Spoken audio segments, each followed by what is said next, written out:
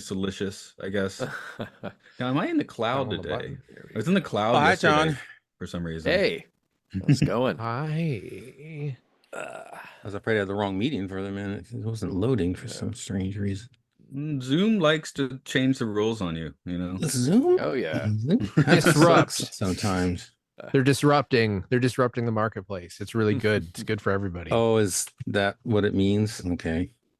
I just assume that's why UIs just change out of nowhere. Somebody's like, we need to disrupt the space and then put all the buttons in different places. I can't, I don't know why else. It's like we need to increase engagement by disrupting. I wonder if psychologically you do act different in a podcast if you have like one, like your left ear or just your right ear, or if you're both earing. It must actually change how you're like interacting, like subtly. I don't know. Oh, you mean your left brain ear and your right brain ear are gonna perceive things differently? Right. Good. Is that a new podcast idea? So if I want to be abstract, I'll do it this way, Could right? be. Or no? Yeah, if I want to be abstract, I'll do it this way, and if I want to, yeah. It took me a while to get used to not hearing my outside voice. Is that what do you call it? You don't hear your only voice? Hearing myself. No, I mean I do. It's just if I have my headphones entirely on, I'm not hearing the room. I used to always have it like half off like this so I could hear myself in the room because that made me comfortable, I guess. But I don't know. I've gotten kind of thinking gotten used to just hearing myself in the thing. Let's see. Bring up my notes. I don't know if I explicitly mentioned summaries. Brian, I think that is your take, but it could be later if it needs to be. It's not me. I did not get to a summary. I'm sorry. That's fine. Yeah, I did. I forgot to implicitly mention it to anyone, so we'll just put a placeholder there. No, I think you did. I asked a while back, what are the last episodes gonna fall out? And you said I was on this one, so I dropped the ball. Oh, well. Terrible person. Been horrible done. podcaster. Get me out of here. It happens. We've done that on Mission Log a couple of times. Yeah. See, actually, it threw me off for Dark Frontier because I think I wasn't sure if I finished the episode because I watched it late at night. I was like, oh well, the summary will catch me up. I'm like, oh no, it won't. But I didn't hear anything that sounds surprising, so I guess I did finish it. Yeah. And that was just purely a timing thing because Ryan was really short on time, and I was like, well, it's a long episode, longer recap. Although I've been trying to keep them super short, but two-parter, you've you got to. And then I started record that later. Then I started reading his book, and I got 10 pages in. I was like, wait a minute, I've already read this book. It seems awfully familiar. Phasers on Stun is the book. Yeah. That picture looks very familiar, BC. Is that Klaus Nomi and the Klaus Nomiettes? The Nomiettes? I don't know. I don't think he had the Nomiettes. Oh, I just want to point out the very strong similarities between the cat women of the moon and the whip women of Entra. Yeah. See, I guess I always think of the Amazon women on the moon, I guess, because I watched that movie a lot when I was a kid, as a great movie, as a 12-year-old would. Yeah. Prime 12-year-old viewing. Got to watch Kentucky Fried Movie, like a double feature though. Yeah. What else was there? The Groove Tube, other dirty comedies. Yeah.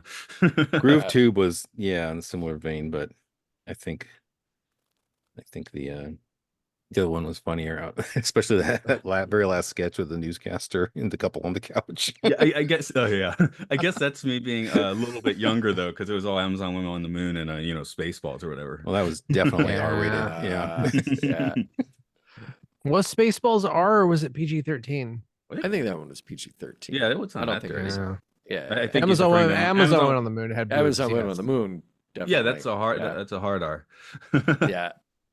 The thing is, especially living in Japan. I mean, I would have known at the time, but I just have no clue what movies are rated anymore. So they weird when I Google Spaceballs, it says TV 14. Why does it have a TV rating? That's so odd. On TV, like if it shows on Sci-Fi or whatever. Yeah.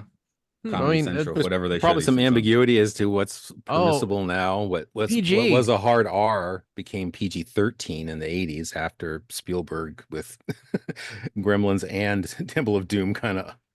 Right. I know I saw Spaceballs in the theater and I was 8, so.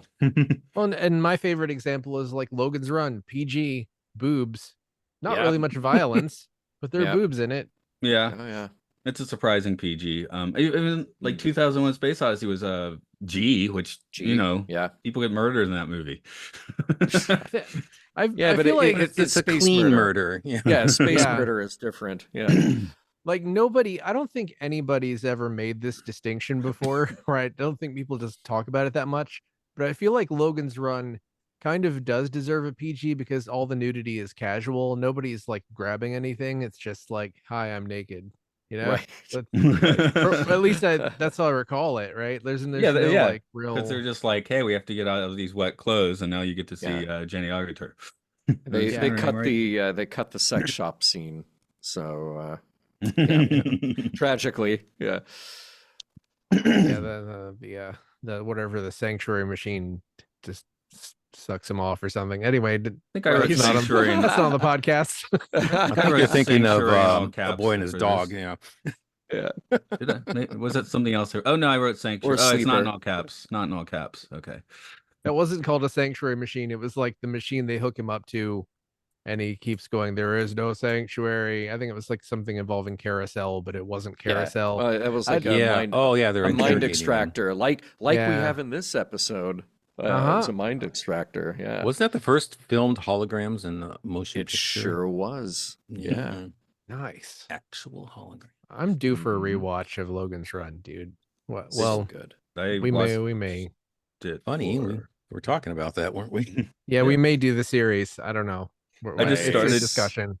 I started doing a season 5 of the Twilight Zone like yesterday, and cool. And it was weird because you're watching it's like, oh, his son got shot in Vietnam War, Vietnam. And you're wait a minute, this is 1963, and I looked up, and it's actually the second ever reference of Vietnam on network television.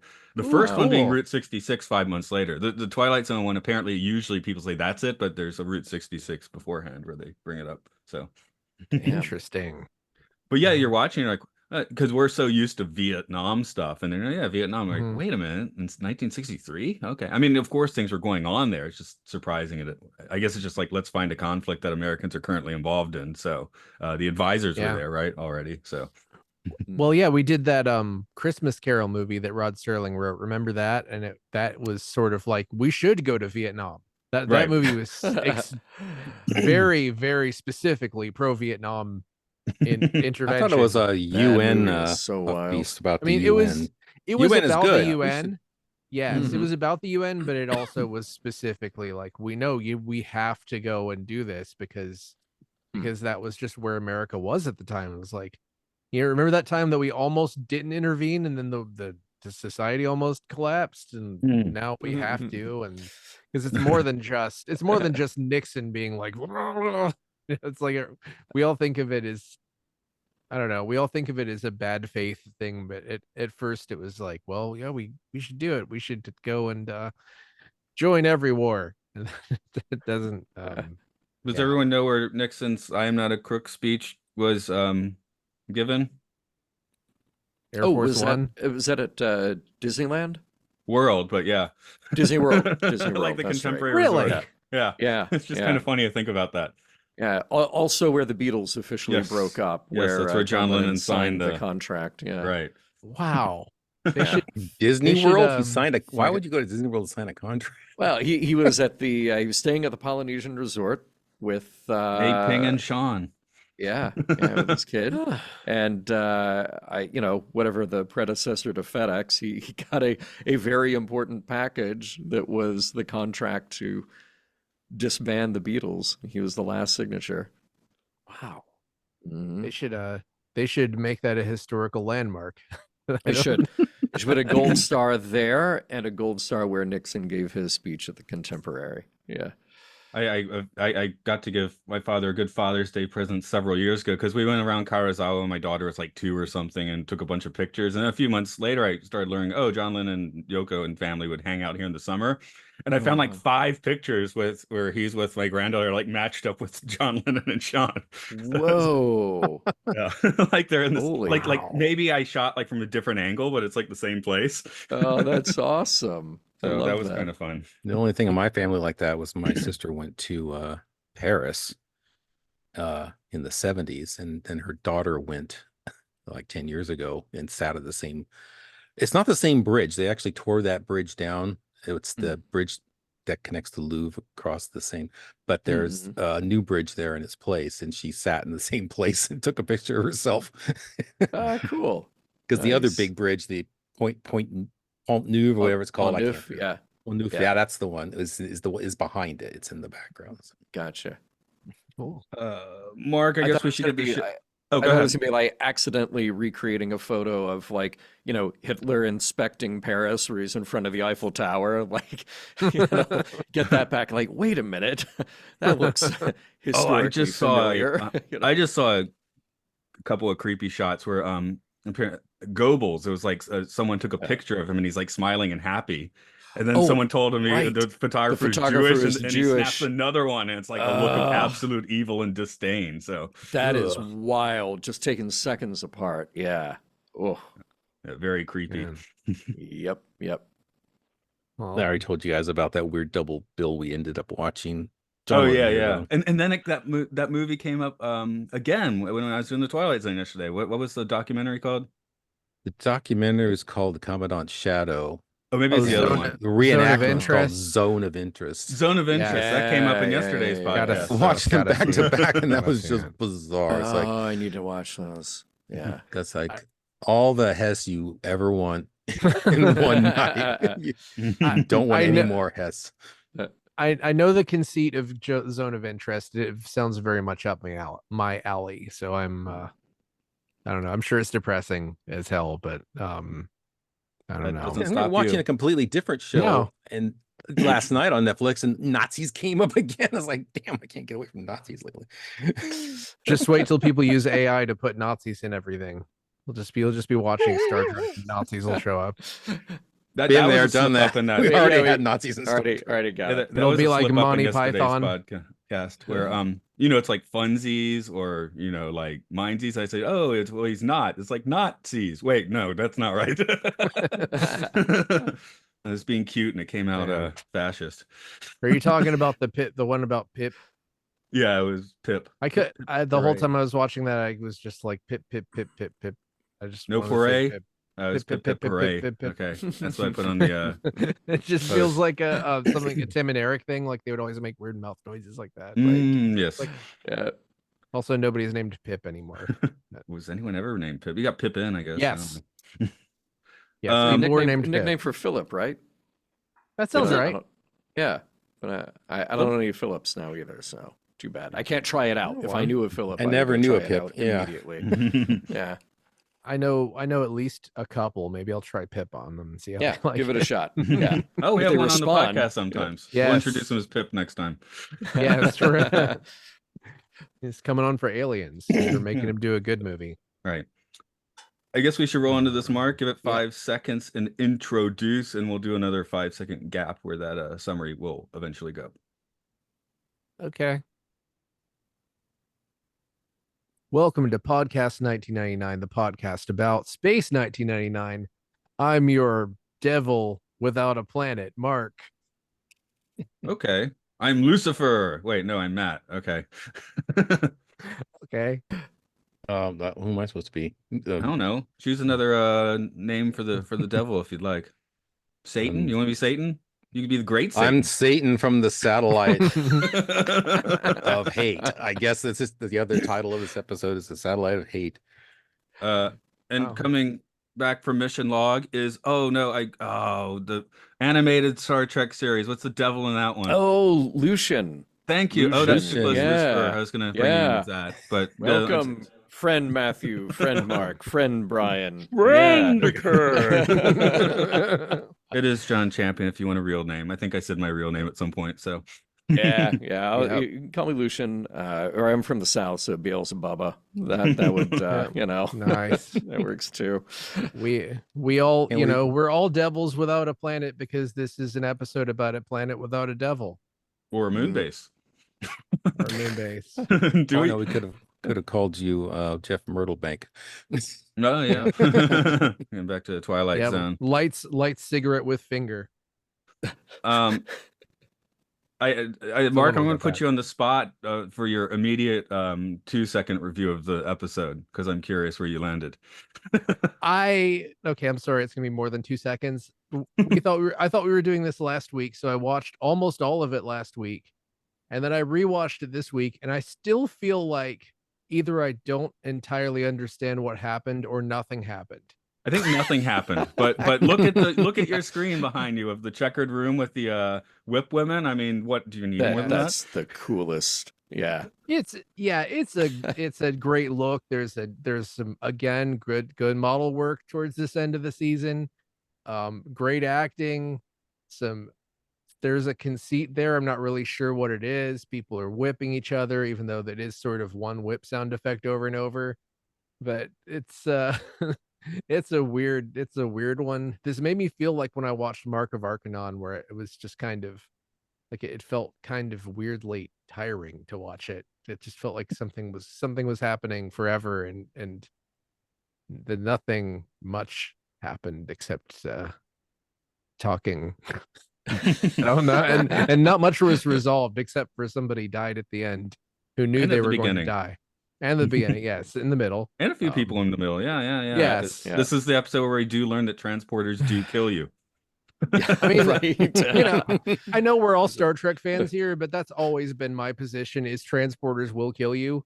And my headcanon is in the future, people are so selfless that they just die to send a version of themselves to another planet every single week. There was an Outer Limits based on that premise. It's like you are disintegrated, you are dead, and then a replica is made at the other end. Yeah, that was there was some kids book I read it when I was a kid, for like 8-year-olds. It's like not so many pictures, maybe a couple pictures, but it was like we're visiting grandma, so they basically put the kid's body in stasis, and then he wakes up in the robot body on like a different planet, and that creeped me out a lot as a kid for some reason. I mean, that sounds creepy, but it was just like a normal vacation in the book, right? The thing that really scares me is the possibility, okay, maybe not in our lifetimes, but the possibility that maybe it kills you and maybe it doesn't, and nobody really knows, but everybody's like, what are you gonna do? Of course you're gonna get in the transport. Get in the transporter. It's time to go on vacation. That's why McCoy's so grumpy, is it? Every time. No one knows if they're a copy, or like it's like the Prestige. You never know if you're the Hugh Jackman or the other Hugh Jackman. That's the problem. You ask the person who at their end, and they think they're still the person, but but you don't know. Yeah, it's not all nice and tidy where one of you is in the Maquis and one of you is in Starfleet. Right. See, in that case, way easier. Yeah. You know what's Don't forget Boimler. Oh, right. Yeah. But again, the very well-defined characters. John, let me bounce the ball into your corner there, since this is your choice, which I always like to ask people why they made the choice. I chose it purely for aesthetics, because as Mark is doing here with the checkerboard room, with the very dramatic red outfits on the prison guards of this bizarre place, I just remember it looking cool and interesting and weird, and you have these badass women in charge. Like, what they're getting out of it makes no sense whatsoever. And this absolutely goes back to your premise in your review, Mark, that, either a lot happened or nothing happened, and it's kind of impossible to tell depending on what like. This is an episode that I had not rewatched in a long time. It's probably been 15 years since I watched this episode, and I still kept finding myself, though, like going back and rewinding every now and then, because I think my mind would drift and be like, wait, did something happen there? Did we just end up in another scene somehow, and I forgot to go along with the actors in this bit? But there's a lot that I like in this episode, even, given its shortcomings. I think it looks cool. I think it's very creative. Like, I love that checkerboard room with the sort of entrances that just sort of appear and disappear for people to walk through, like to throw you off your guard as a viewer and wonder what's going on. It's a pretty effective tool to do that. The effects are pretty good. this is an episode with a high body count for Space 1999. People just getting killed all the time, which led me to question why there isn't just a huge pile of corpses right outside of the transbeamer. Not a creative name, by the way. I'm not, if you're gonna steal, just go ahead and steal. So, but yeah, it's just it's weird. It also very much comes across as an episode to save some budget by not having the rest of your main cast in it, which 1999 does from time to time. And it, before we were rolling, we were talking about Logan's Run. This also has kind of a little Logan's Run feel to it, with the idea of, yeah, you're going to this better place. It's going to be awesome. You serve your time. You're great. Oh, guess what? You're dead. And we already knew that you're going to be dead. So too bad. Yeah. So I think the music is good. We have the interesting contrast of like light jazz being played during these slow moving fight scenes. And then we have like some disco action music when we get back to the Eagle, and Koenig is trying to figure out his escape plan, finally ramp it up, get some disco. And then at the very end, it's like, here's the area where all these people died. And now we're playing happy music because Koenig is leaving. That was my last note. Total mismatch. I love that so much. It was the worst musical choice ever. Yeah, it's like, did we just see not work bodies? at all? Yeah, did we? And does he have a moment of contemplation here about the death all around him? Nope. Time for some happy music as he gets. My last note is just industrial funk. my last line of my notes is Koenig leaves to sitcom music. Yeah. Well, it's because the season 2 episodes kind of end on like a whimsical or happy note, so they just kind of had to shoehorn it a bit for this one with all the corpses. Yes, someone didn't tell the editor. No, it's a downer ending this week. Use the downer music, right? And he forgot. Yeah. Hey, Mark, I guess you should trivia us up before we get too deep into ranting on this one. All right. 22nd in production order for season 2. This was filmed at the same time as last week's Dorzak, which is why most of the main cast, aside from Martin Landau, barely appears at all, and Nick Tate doesn't appear at all. And as you may recall, Martin Landau didn't appear in Dorzak. So anyway, it seems like maybe they stretched their 2 episodes at a time thing to their limit at this point. We've got Tom Clegg back to direct. You last saw his work on our 2-parter, The Bringers of Wonder. He'll be back once more for a series finale. Got a newcomer with the primary writing credit, Michael Winder, born in 1938 in Dewsbury, Dewsbury, Yorkshire, England. He had a mostly TV writing career that spanned about 10 years, and in fact, this was his second to last credit, with the last one being Search and Rescue, The Alpha Team, no relation. He appears to be, no relation, it's my edition, it's not part of the title. He appears to still be alive today, so I don't know what he's been doing with himself for a while, but you can go back and watch his work in Welcome to Blood City, The Beast Must Die, and Killer Force. As you have figured out, if you're keeping score, this is his only Space 1999 credit, because the final 2 episodes of the series were written by Johnny Byrne. This episode is originally titled Devil's Moon, and some publicity materials still listed it by that title. Somehow that's even more confusing than what we got. This was the last episode to air before the release of Star Wars. So, anyway, the world's about to change. Not this world. As promised, we have a new actor stepping into the Sandra Yasko role. Meet Alib Parsons, who's here for our final 3 episodes as a new character only named Alib. So I guess they did the same thing they did with Yasko and with Madonna and Prince, etc. Born in 1936 in Los Angeles, California, she studied theater and then left America at a young age to take the stage in Italy and Spain, and then landed in England, where she spent time with the Royal Shakespeare Company and the National Theatre, which then segued into a mostly British TV career, giving her a resume that looks more like that of a season 1 guest star than most actors we've had in season 2. You can catch her in Doctors, Doctor Who, and Aliens, which we have an episode coming up on our sister podcast, Films and Filth. Is it a sister podcast if we're also on it? Anyway, she's still working as of this recording, with her most recent credit being 2023. As our primary antagonist, Elysia, we have Hildegard Neal. Born 1939 in Cape Town, South Africa, she had a mostly British TV acting career.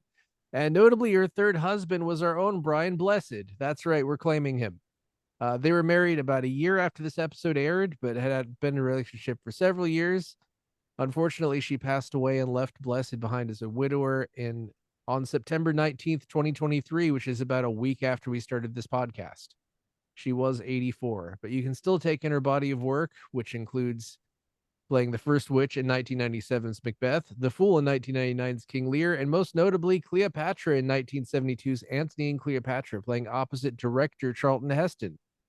She and Brian Blessed had a daughter, Rosalind, and her IMDb is pretty weird. Check it out. As Krail, we have Roy Marsden. You may remember him as the Invisible Alien, or Alien Invisible, in the Rules of Luton. Here he is, fully visible for one more episode. Dora Racer plays the interrogator. She was born in Bulgaria in 1942 and escaped the Nazis to Vienna and then London, where she studied dancing and then theater, which led to roles in British television and feature film. And after this, which was her final acting credit, she became one of Britain's leading fashion designers before later retiring. You can also see her in The Dirty Dozen, Emergency Ward 10, and No Hiding Place. Cassandra Harris appears as Ceres, aka the Controller. Born in Sydney, Australia in 1942, this was her first credit of a handful she had in the following 10 years. Notably, she was Pierce Brosnan's first wife and tragically left him a widower in 1991 following her death from ovarian cancer, leaving behind 3 children with Brosnan and 2 from a previous marriage. You can also see her in For Your Eyes Only opposite other James Bond, Roger Moore, and 4 episodes of Remington Steele. Angus McInnes. Angus, not Agnes. Angus McInnes plays Gelto, born 1947 in Windsor, Ontario, Canada. He's had a long career that runs from an uncredited role in 1975's Rollerball to the role of Gold Leader in Star Wars, which is about to come out, to roles in Superman 2, Hellraiser 2, and Hellboy. His most recent credit was the voice of Gold Leader in Star Wars Rogue One. I'm not sure if that was archival or not, but anyway, that's the trivia. All right. Well, as we've been saying, either a lot happened in this episode or nothing happened in this episode. So we'll see which tact Brian will take.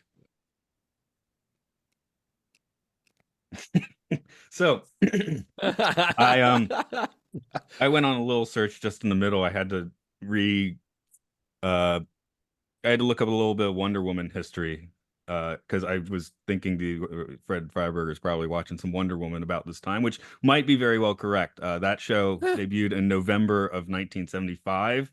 This is being filmed, almost exactly a year later. So I definitely feel like there must be some vibes of that here. I mean, just the costumes, the whips, all that stuff. I mean, but look, bright, shiny spandex was definitely a vibe in the mid-'70s. So he could have found it on his own, but I feel like the costuming, the wardrobe team at 1999, they're going to get that in there somehow. And boy, oh boy, did they. I think they look stunning. And by the way, and this is not just, me appreciating the way that our, entirely female prison warden cast looked, because they look magnificent. I gotta say, every time in 1999 when they say something about how handsome Koenig is, I'm like, look, I love Martin Landau as an actor. I don't think he has he's not got the matinee idol leading man kind of look. He has a weird, interesting look. But when they put him in his prisoner uniform here, the garb of the local, he's got the gray with the silver, embossed stuff on it. He looked magnificent. I thought that was great. Now I want to see that at a convention sometime. Go for a deep cut.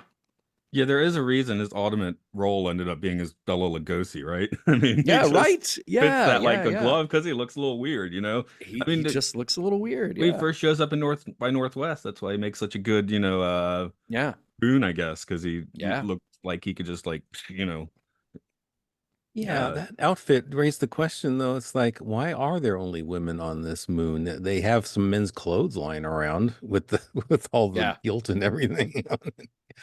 Well, yeah, that's true, and it is weird. It's like all women as the prison keepers and all men as the prisoners. I don't think we saw any women prisoners. No, there were a few all. women prisoners. There were okay. I must have missed them then. Yeah, and something I kind of gleaned from the novel, I think, is that Elna's pretty authoritarian, and I think all these prisoners are political prisoners. It's not really spelled out. It's just very vague as to what their crimes are. Well, it makes sense because they keep talking about freedom of speech, and I go, oh, okay, well, there's some parallel that we understand. This is a society that at least has the concept of freedom of speech, but they also keep talking about human rights. And I'm like, why are you talking about human rights? We haven't even met yet, and you're appropriating our term. Elnan rights. Yeah, exactly. Yeah. They did a day, it'd be all about cancel culture. They're all canceled, and then they get the transbeamer to get uncanceled. It was very clear that Elysia wanted control. It was not clear to me what that control actually got her, or why she needed the control to be based on that people believed that they could go and do a hunt on the planet or something. I mean, she can just be a really sadistic, power hungry figure. But like, how long is that really sustainable? You know, there are about 45 minutes. Yeah, exactly. Well, on Babylon 5, they did it for 4 years with Servalan. She's kind of a proto Servalan in my mind. Even in the wiki, they kind of mentioned like, oh, it's kind of a, you know, most dangerous game thing. I'm like, barely. That came in like script 3. Like, let's just add that in a bit. You know, it's not really a big. I was expecting that was going to become the main thrust of the episode, but that it's not really. This was kind of. I'm sorry. Go ahead, John. No, go ahead, please. I was going to say this is kind of the low rent mission of the Darians in a lot of ways. I can see that a little bit. Or what was it? The last enemy with the planet of the women and the planet of the dudes? Because that never there's had an explanation, too. You know. Just because like most of the prisoners are, as we were saying, but it's just now that Space 1999 has done that twice for no particular reason, it sticks out, right? Right. And you know, that was the case where there was the original plot for the last enemy was Planet of the Men versus Planet of the Women, and then it kind of turned into something else, but they still kept a lot of the original part in the script, where it's, you know, that these things I know, like, John, you guys go into it a lot more on Mission Log. I think there's just way less of a record of what happened to these scripts in Space 1999, other than somebody says they did this to my script. Yeah, yeah, exactly. This wasn't really a script that felt like. I didn't feel like there was a central theme, a central idea that they really feel like, ooh, we really need to explore this. Because like you said, Matt, I had the same idea about Most Dangerous Game. Like, oh, we're really going to get into it. And now we're just going to spend the rest of the show with Koenig on the run and trying to outsmart them. And that'll be, like, we'll have some final conflict there. But then it kind of goes oddly political again. And but I'm not really convinced that anybody there is going to figure this out and actually rebuild their society. Just another person in a red spandex outfit is going to take over and we'll be back to where we are, transbeaming people. And oh no, wait a minute, here's the ending that we're not going to see. They haven't heard back yet from Elysia, so everyone in turn is like, all right, well, we haven't heard back, she must be fine, I guess I'll go back home now. I'll get in the transbeamer. I'll go check on her. Oh, well, wait, that guy didn't come back. Okay, I'll get in the transbeamer. I'll go check on them. And we just keep doing that for like hours and hours and hours until there's just a pile of bodies outside the transbeamer. You mean the moon-based alpha method where they send an eagle down, they lose the crew and keep sending eagles down until Oh, we full lost an circle with eagle. the Send parking another lot. one. Yeah, send another one. Send another one. Yeah. Eagle parking lot Yes. is like stealthily become one of my favorite things in space 1999. Well, my question is the transbeamer booth airtight? Because if Mm. I beamed in and it's all windows, looked outside and saw a pile of bodies, I'd turn around and go right back. Yeah. Problem is, yeah, right. if it's not airtight, you're bringing the plague back to Intra, and then it's Yeah. all over. Yeah. Yeah. Good point. Good point. So this might sound like a dumb question, but I kept flipping this in my own mind if that's a space station or they're underground. Was that made clear where the prison is? I thought it was a Oh. space station, but now that you mention it, I don't know, because they talked about going to the planet, right? Yeah. It, Or that was the moon and they were on a planet. I found it like geographically this episode was so confusing because it's you can't really when you start thinking about where is the prison, you end up like more confused than you started. Yeah. I just thought the Yeah. prison was on the moon. It just the very Earth-like moon. Then I have to ask, why are we wasting an entire if our moon was a lush world that we can go to, we wouldn't be wasting it as a penal colony, would we? But then again, that's what the British did with Australia. That's the We would. agenda, So that's right? the Absolutely. analogy here. Yeah. Yeah, as long as you Absolutely. as long as you ignore the big pile of smoldering corpses, this is probably a good planet to stop on, because they're not, or maybe it's just like Koenig is immune against everything. That might be it. I don't know. Well, yeah, wasn't it sort of established that humans are not affected by the whatever it is, Yeah, the death stop thing? here. Yeah. The only person you have to worry about is Once Maya. again, just Yeah. stay here. Why not? I don't Yeah. know. No, we have to keep going. You don't understand. And Elysia, again, another alien that just like, oh yeah, metamorph.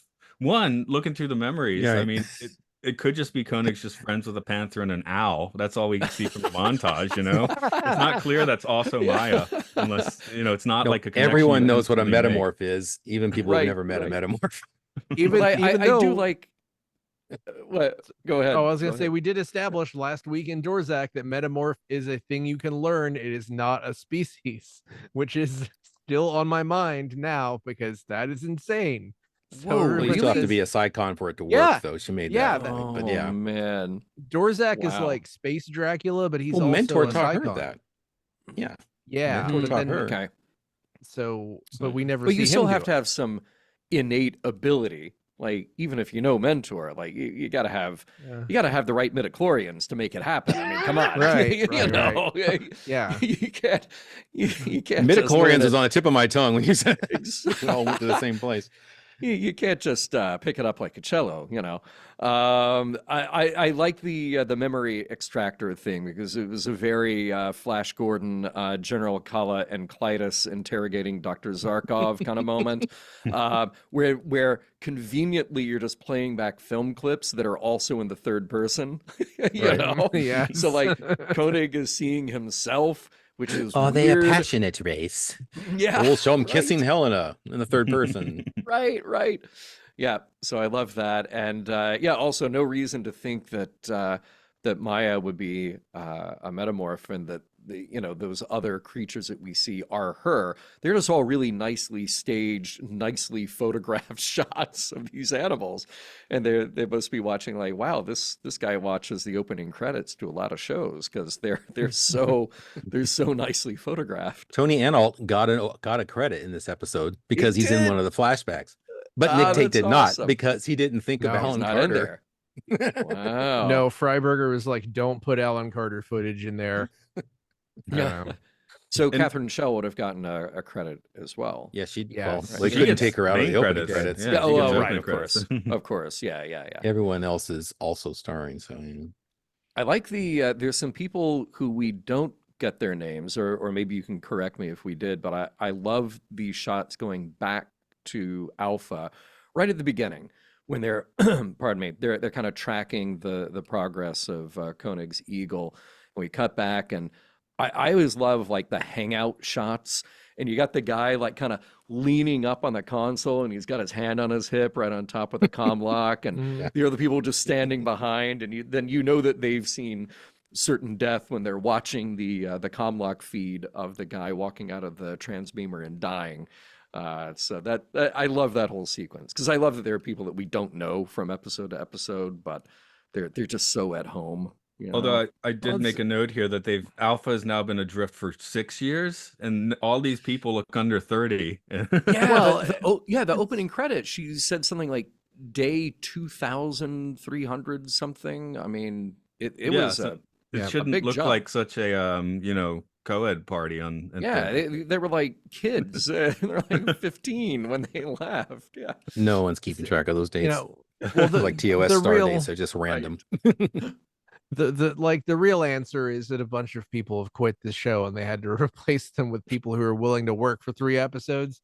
But I like that it makes Moonbase, like maybe unintentionally makes Moonbase Alpha feel a little bit bigger, because we're seeing more than the same 6 or 7 people over again. Yeah. Oh no, I love it. I love when we see new faces, and I love how casual they all are, it makes Alpha a very like lived in kind of place. And the show itself is not paying attention to how many people are in Alpha. I'm pretty sure they said 280 people a week or two ago, and now it's 298. So right. Again. And it's 5 years later too, or whatever. Yeah, right. I don't remember if you guys have gotten to the Star Trek Voyager episode yet, where it's like the screw up people go off with Janeway and do stuff. Has that happened yet? No, we haven't gotten there yet. No, I'm not gonna spoil it any further for people who are listening in order. But that is also one of my favorite episodes of that series, because same thing. It makes it feel like, feels like it's like a Lower Decks type thing, where it makes. Oh, nice. Okay, well, I look forward to that, because that's such a huge failing of Voyager. Is like you've only got this finite space. You only got 140 people. Let's see some of them, Yeah. And it's like some fun, like kind of not screw ups, but just weirdos. Yeah. A little good. Both. Anyway. Good. Like I think everybody on the base at that episode was like the Delta shift, right? Because it was something like that. They're like night shift. Except for the 2 brunettes that turn up in Command Center like every episode. Yeah. One of them goes back to season 1, but I don't know their names. There are a lot of uncredited actors in this episode. One of them's named Garth. One of them's named Furley, Phirly. It's like, I don't know which of these are the entrants or the random Alphans, but someone was nice enough to give him a name. Speaking of which, one guy we do meet and briefly is Maine. I think his name's Maine. Blake Maine. Michael Dickinson plays him. I left him out of the trivia because I was like, people don't want to hear me name all 15 people. Okay, I was instantly ready to watch him die, which I did, because he looked very similar to my wife's friend's ex-husband, who's kind of a-hole. So I was like, ready to watch him eat it. Cool. So that's the guy that they make walk through the path, right? Up to the one that's in Koenig's co-pilot. That guy. That's his co-pilot. Oh, okay, got it. Yeah. No, I was thinking about the guy, the prisoner that they put in Koenig's uniform and force him to walk. So they get some smoldering clothes. Yeah. That scene was hilarious to me, just because like this guy knows the score. Like he's been there long enough to know that they are cannon fodder, every single one of them. And to have the guy say like, it's no big deal. You just go out there and you take off your clothes. I'm like, wait, hang on. First of all, time out, Yes. and second of all, when he says like, see here, watch, I'll do it. And then he takes the opposite path, like around, like, see, I'm walking where you're going to walk by walking clear out of the way. See, no big deal. They just telegraphed that whole moment right from the beginning. And I'm sorry, but that in universe, he's too stupid to live. So was that scene even necessary? I think it was padding. I think the script came short and they had to come up with something. I loved it being on the forest set this week as opposed to it being in the forest behind the studios as several episodes ago. Like I kind of liked that this was not on location. I guess because it just makes it feel more like weird 50s sci-fi. Right. Maybe that would have made Luton better. I don't know. No. The Planet Heck sketch. It's just a forest. I actually did get a lot of quotes for you, Brian, this week. I guess I can go through a few. Well, we're out of control, but that's because I had and we like it. Let's see. Cool eagle flying shots in this for sure. Where if they learn the truth, then we are all doomed. I thought that was a good line for some reason. Now that I'm saying, here we go. A magic door to certain death. That was a beautiful turn of a phrase. That's the Doors cover band. Yeah. Yeah. And another Are You Receiving Me? So I keep thinking about XTC as we go through these episodes. I think almost every episode has Are You Receiving Me now. So I'm only vaguely aware of XTC. I know a little bit about XTC. Well, that song was like 77, 78. So I'm kind of wondering if they were actually referencing the show. Nice. It keeps coming through on the show. There's a Dolby song that has that in the chorus. Are You Receiving Me? But I don't know the XTC song. Okay. Yeah, something was in the air. Big recommend. My favorite line is ironic. When Koenig asks, "What kind of hope ends in extinction?" and she responds with philosophical hope, psychological hope. Which means nothing. That is like absolute nonsense. But it was fun nonsense. I love that. Maybe that's the charm. It's just that's so much like a 50 sci-fi. Again, there's no plot, and then there's too much plot at the same time. That's like a schlocky hour long. I call that sexy philosophy banter. Yeah. I kind because the undertone of this whole thing is like she's trying to, sleep with them. Yeah. I'm glad that we had glad that he used the makeout diversion because he needed that, and that scene did not last very long. It's like he went from prisoner to making out to grabbing the weapon like right away. That was pretty quick. By the way, there was a little dialogue exchange that is not that big a deal in the greater scheme of things, like this episode. But I was entertained by it, and I went back and watched it again. As soon as Koenig gets captured and it gets thrown in rather with all the other prisoners, somebody asks where he's from. He goes, "I'm from Moonbase." "Oh, who are you?" "I'm from Moonbase Alpha." "Never heard of it." Like, well, yeah. Like, why would you lead with that? Why would you say I'm from Moonbase Alpha? Because that makes no sense. Like, there's no context to that at all. From a place called Moonbase. Yeah. How about like, I'm a traveler and my ship crashed here, or anything. Well, maybe the reputation's spreading because they keep destroying civilizations. Maybe. Yeah. But like the only correct answer to "I'm from Moonbase Alpha" is "I've never heard of it." Yeah. Like you, Matt, I liked the eagle effects. We got a lot of good stuff there. Early on there, where they're scanning the planet, and he's looking at that weird like binocular periscope situation. I don't get, because they've got monitors everywhere. Might as well just put stuff on the monitors. Well, it's just a leftover prop from a few weeks ago. Yeah. I mean, no, I think it's a leftover prop from this episode. Was that not the final ignition for the transbeamer as well? I think it was the same thing. Was it? Oh my god, maybe it was. What, the little binocular thing? Like they run their hand and then there's a circle at the end of that was the Space Warp locator from Space Warp. That's where it came from. I knew I'd seen it before at least. But I was also like, I was trying to find the thing that he claimed was indication of like, oh, there's a city down there. But it just was some graphic of like pink and black lines and stuff. And I was like, are you looking at a logo for their city? Like, are you looking at a subway map? Because I don't, like, that doesn't look like a city. So I was waiting for that image to show up somewhere else to indicate like, oh, this is a cultural thing or whatever. But if that's supposed to be a bird's eye view, it didn't look at all like the actual buildings. Matt, did you say that image was later in the transbeamer? Like it was one of the things in the transbeamer that you waved? It felt like it looks really similar. It's small, so I'm not sure, but it was just some random graphic logo. Just put that graphic on a panel and call it a control. Maybe he just been watching like Koyaanisqatsi Baraka, where it's like it shows a city and then it shows a circuit board and then it shows like a Tibetan sand pattern. So if you've been watching that, now maybe this looks like a city too. Well, then we wouldn't have disco and funk, would we? Which Koyaanisqatsi movie is this? The third one? Well, it's arpeggios. One weird thing we haven't talked about is the part where Conan gets shot in the back and then he spreads his arms, exposing his chest because the outfit is just a jacket. Well, that was weird. Damn right, it was weird. Chest. It was glorious.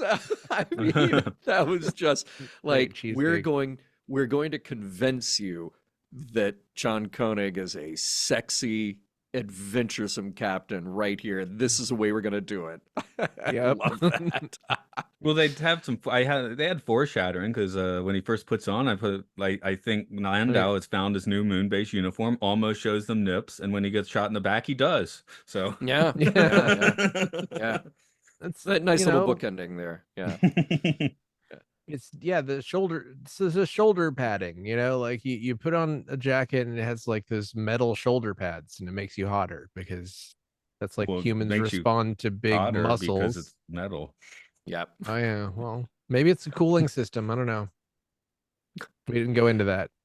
I've noticed all the just cooling systems, especially this summer. I've noticed all the workers have little fans in their jackets now. Is that the case in the States? Whoa! I haven't noticed any, but I've seen them for sale at like Costco, where you can get it like a 2-pack for $100 or something. Where they must be good if they cost that much. Okay. Anyway, that was a very pointless tangent, but it's 97 degrees here as we speak. Just to let you know. God. Trying not to die is a very worthy cause if you have to work outside. My computer says 80, and it's giving it to me in Fahrenheit, which is interesting because I never see Fahrenheit. 82 here, checking in from LA. Things looking better. So that's good. It is better than it was a week ago. I love the moment where the prisoners are getting a little bit restless because maybe they're believing Koenig's story, maybe they're starting to believe that everybody on the planet is dead, and then what do? We immediately interrupt with a news update. That was hilarious and brilliant to me. I love cutting to the person doing the update. Just everything about that was awesome because, of course, I hear that and like, yeah. See, your story doesn't hold up because we just heard it on the PA system, so that must be correct. Yeah, the Fox News just told me that everyone's fine. Yeah, I read it on Twitter. It must be true. That was so good. Yeah. I'm sitting here seeing if I have any other random observations. I'm not sure I do. Anything that's really on your mind that you want to? Before I start, I was thinking about the short-lived seduction. It was kind of somewhere between Kirk and, enemy woman of the week, Zana, whoever, and somewhere between that and Spock and the Romulan commander, where he tries to have some sort of intellectual banter with her. Right. Yeah. Prior to the kissing and then the fighting. And I wanted more. I wanted more of a Shayna or Adila thing, and certainly we're not going to get to Edith Keeler level at all. But no. I wanted there to be some kind of meeting of the minds instead of just mustache twirling villain the whole time. But yeah, let's see. Other little notes here. When I was talking about the guy earlier that they melted in Koenig's uniform just to have that prop ready for the visiting rescue team. It really made me sad, and I had to freeze frame a little bit to check out that melted stun gun because I hate to see a melted prop on a show like this where those props are so hard to come by. All of them were damaged in the crash. That was convenient. Yeah, I know, right? And then the incredibly slow-moving laser targeting system coming up out of the Eagle, like they're close by. You don't have that much of a head start, and we're just waiting for this thing to rise up. Out of I like that Eagle, laser. I'm glad we got to see it one more time. Yeah, they only used it like twice. Right. Now that was good stuff. Let's see. Shout out to Ceres, Cassandra Harris. I had forgotten that that she was in this episode, and again, just it looks spectacular in that very 70s sci-fi costume, and yeah, it's just I feel like this is one of those fun, weird conceits that you're really not going to see past the late 80s, really, where it's like the planet of the prison warden women, who are, vaguely erotically attracted to the male prisoners, but not really, except for the one guy who's our hero. Like this kind of fantasy thing it kind of dies in this era of science fiction. I guess this is kind of the most like fashion show episode of Space 1999. Like Yeah. visually, it's like here's all of our best. Here's our best eagle shots. Here's some of our best costumes. There's not much else going on though. Here's some some disco. I submit that AB Chrysalis is more of a fashion show than this, even though maybe I'm conflating that with the trivia on all those people, where like everyone who was a guest star in that was like royalty or weird. A guy who claimed to be descended from Johann Sebastian Bach, even though there was no evidence of that, and some other stuff like that. That was still my favorite episode of the season. But it's ironic though, because no one was wearing clothes. Yeah. So not really a fashion show. Maybe what kind of fashion shows do you go to? There was some clothes, I think. I don't know. I have to rewatch it. But did you notice she was green? Oh, I forgot. Okay. You caught me. I forget a lot of things. I think he's trying to gaslight us. I'm not sure. I'm gaslighting you. There's a lot of Space 1999 is like one of the most fashion forward shows that has ever existed in the history of the world. Absolutely. Now I'm gaslighting you. No, it really no, that's the truth. It's really the truth. There's some great costumes in this series. Yeah. Oh no, you can argue which one is the most fashion forward episode. I'm just positing this could be this could make a final four, I think. This is I would say possibly best uniforms, if that's fair. Fair. Yeah. Because we've seen characters that look cool, but they're just kind of like, I think the Darians were all kind of dressed different from each other, but all look cool. As much as I love that checker set, I guess number one for me is still the Guardian of Piri Weirded Planet. So that's just sticks in my mind when I think about sets. Very cool. So I was thinking, I think it was Mike came back to the show. He was expecting the existential dread question. That makes no sense for this episode. So I'm glad we don't use it anymore. No, that's like asking if your dog's gonna meow like a cat. It's not. But I am glad that we have settled on how much of this is hardcore science and how much is soft core. Because I'm just like between the all the eagle porn and the dom women, this is 100% soft core. Yeah, I'm putting the eagle shots in soft core this week. They don't go into hard science. There's a lot of hardware because there's a lot of business going on between the memory extractor, the homing devices, Koenig using a fire extinguisher as a weapon, the slow moving laser out of the eagle. There's a lot of hardware, but nothing in here related to science at all, except, let's give them 1 point for we don't even explore it. We never figure it out. There's an assumption that there's an infectious agent that is killing their people, but we never actually determine if that's the case. So all we know is that Koenig can live through it, and that's it. So no science, purely softcore. No science. Star of the show, you can live through anything. Does anyone want to add some science points? John, you almost made it to a few. But they abandoned it. Yeah. It's like you could say the transbeamer was science, but then we've seen that used better a lot. I love and hate that prop because it's so there's something cool about the idea if it was executed well. It's out here in this pastoral nature scene, and here's this piece of tech, and this piece of tech just has one purpose: to get people here, right? And it makes a cool kind of 70s sound effect, and it's got that weird graphic on the control panel. You need to go back and look at that, but it's also really boring, and that door closes like the screen door on our lake house cabin in Georgia. I mean, it just kind of it doesn't really there's no drama to it at all. Yeah.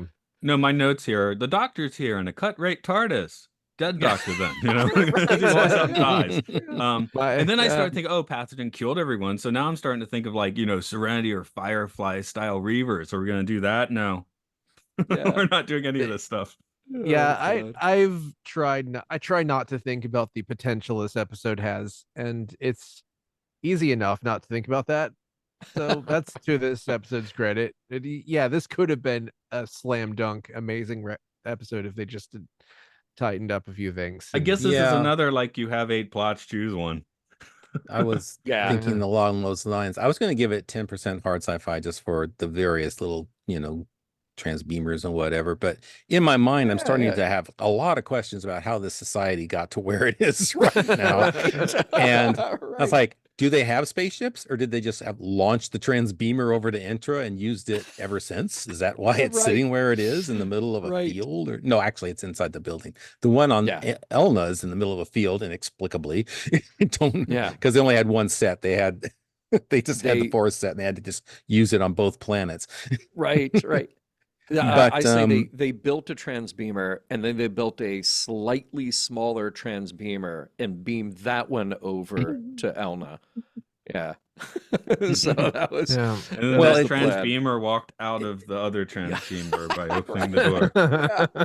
Well, it's funny, but it does raise the question where there's got to be an emergency beamer, because it factors into the finale, right? She's threatening to blow it up, and Coney points out, if you blow it up, none of you can go home. And that's what she just said. Oh, you foolish human! We have another one downstairs in the basement, so we'll just replace it with that one, and that'll be the end of the problem. And she could have just, killed Coney right there, and she would have. I love that idea. Did Elysia? Was she? Did she believe the story that everybody was dead on the other side? Did she think that she and the security person were the only two, I think, who knew the truth? I think she did, which makes it not make sense, right? The end? Maybe she wasn't sure. She was just playing the odds. I don't know. Because it's not a moment of sacrifice, because she doesn't there's nothing to be gained from it. Is it just a matter? I think it was just pure rage, right? No, it's pure con. From hell's heart, I stab at you. For hate's sake, even if it's going to my last breath at you. She's ready to take that. She came out. She said, "I'm taking you with me." Yeah. But then she's a real bad shot. And then she does it. Yeah, that's the thing. Yeah. Of course, she's a bad shot. And not only that, but I feel like if she hadn't have done that, she could have at least kept some kind of control. It wasn't like she didn't lose everything. I don't think. I feel like no one was grabbing her by the arms and saying, "We're casting you down now." No, they were still listening to her, so she could have spun it any way she wanted. Right. It was just like if Elmer Fudd was like, "I'm gonna take you with me, Wabbit," and just and then just collapsed and died. Okay. John Coney made me very, very angry. That is definitely was baffling to me. It was like, did I miss something? Because it didn't make any sense, and then she just died for nothing, for less than nothing, and then the sitcom music played. Right. When you explain it that way, it sounds fantastic. I mean, I thought it was funny the beginning when the guy just shows up in a booth and then dies. Like, that was funny to me inherently. It's like, oh, hello. Oh, you mean that guy looked like Andy Kaufman? Yeah, kind of. He looks so much like Andy Kaufman. Those cool suits, like those black and white. I wasn't sure it wasn't Andy Kaufman. Maybe it was. Don't know where he'd show up. Yeah. So 10. You got 10%. So someone's going to give a little bit of sci-fi. I guess that's good since it's a sci-fi show. It's fair enough. You can. They made up a bunch of stuff, so it's fair enough to make up any number you want to assign to this. 90% cat suits. Yeah. Yes. There we go. They're firing at full 90% cat suit. Yeah. I guess, and I pointed out that they look a lot like the cat women of the moon. For the listeners who don't see my video, there's the cat women. The very similar design with the little collars around their necks and everything. I think they just lifted it straight from cat women of the moon. Yeah.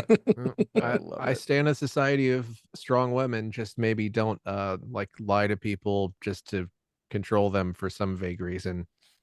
Nobody would do that. Of course not. And if you do, don't just die trying to kill that alien who showed up and was annoying for 30 minutes. Who you wanted to kiss. Koenig makes an impression. She knew the star of the show was on her set. Yeah. I mean, they did make out for 2 seconds. So yeah. Do you think Barbara Bing was off camera somewhere, just chaperoning whistles? Smoking an entire pack of cigarettes while they film the scene. Yeah. Kissing Dorzak. Yeah. I mean, Dorzak did have her hypnotized for a little bit. Mm. Mm. I guess we'll wind this one down for 2 days then. Right. John, what's going on in the mission log land, which is now early mid-September, something like. No, it's early September. It's September now, I think. Yeah, let's see. Coming up, recording, I've got The Fight and Think Tank. Think Tank, a very special guest joining us for that one. And keep an eye out a little later in the month, or actually early October, Someone to Watch Over Me, a very special guest joining us for that. So yeah, we're still bringing in people to be in the co-host seat, and it's been a lot of fun. And I've reached out to some surprises, so hopefully the audience will be delighted as I am.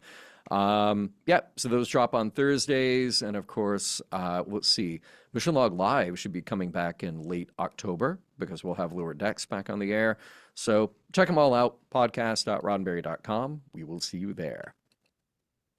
Nice. I think The Fight, wasn't that the one, Matt, that you said you were the only person who likes it? Yeah, Chaotic Space. I love Chaotic Space. Yes, okay. Oh, man. And then, right on. And then, was it Chakotay just fighting himself in his head or whatever, which like pointlessly? Yeah, it's see, that's like a Space 1999 episode, like Voyager style, basically. Kind of. But you know what? The motivations are a lot clearer than this. So oh boy. Do a whole new podcast about Space 1999 versus Voyager. Oh my but just God. Like take one of each. Oh wow. Okay. No, you do that 48 times. As for us, you could support us and other podcasts we do on Patreon, Podcastio Podcastius. We do Films and Filth, the sister podcast where we talk about really good films, really bad films, as rated by IMDb. Time Enough podcast about the Twilight Zone. Luke Loves Pokemon, about the Pokemon game show. Game and Gamers. Okay, that covers the tracks, possibly. All right. Well, listeners, at least we'll take you with us. Yeah, go ahead, take the transbeamer out, Mark. I walk down this path. Walk down this path. Look, I'm walking down this path. Look, I'm walking down this path. I'm going to do the hunt. It'll be fine. You get just walk down there and take off your clothes. Of pleasure and didn't exceed your boredom quotient. Expose his chest. I don't know if those noises come through or not. Sometimes when you heard it. Yeah. Oh, you heard it. Okay. Because sometimes, I mean, it's good that a lot of ambient noises come through the mic, but I made a loud noise once and it was just doing a funny voice. And then everyone was just silent for a second and then kept talking because you guys didn't hear me. And it's a pluses and minus of technology, I guess. I will go ahead and hit the recording button. Bye. Goodbye to everyone. Luke mutes himself a lot and then sometimes I am in the cloud. What do you know? Huh.